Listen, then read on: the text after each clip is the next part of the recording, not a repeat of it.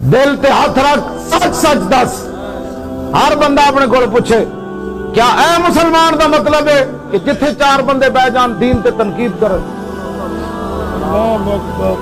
دس ہوئے مسلمانہ میں تو کو ایک سوال کرنا، پیٹ تے پتھر بن کے صحابہ نماز نہیں چھوڑی، تو 20 قسم دے کھانے کھا کے نماز نہ پڑھے، تیرے واسطے دین تے چلنا مشکل ہے؟ میں ایک گل سوچ کے روندا ہوندا، ہاں جی صحابہ پیٹ تے پتھر بن کے بھی نماز نہ چھوڑی تو 20 قسم دے کھانے کھا کے تیرے واسطے دین تے چلنا مشکل ہو گیا؟ کیوں جی؟ تیرے 20 قسم دے محل تے پلازے ہون تے صحابہ دیاں کھجوراں پکیاں ہون غزوہ تبوک تے موقع تے پورے سال دی جناب معیشت دا تعلق نہ کھجوراں نال پکیاں ہون بالکل تیار ہون. حضور نے فرمایا چلیے، ایک صحابی نے بھی نہیں کیا حضور پورے سال روٹی کے تو کھاواں گے. حضور میں اس اسلام دی گلاں کرنا حضور، ہاں اے خالی گھر بیٹھ کے گلاں کرنا اسلام دے بارے.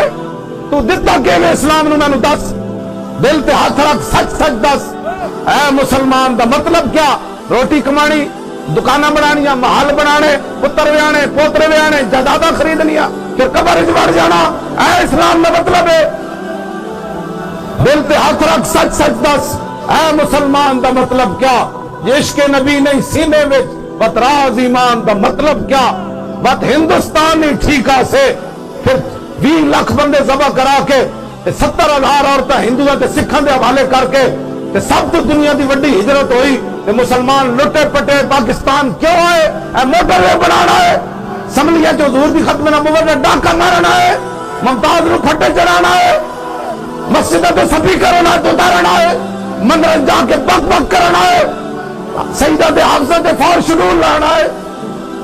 بت ہندوستانی ٹھیکا سے اتنے نقصان دا مطلب کیا؟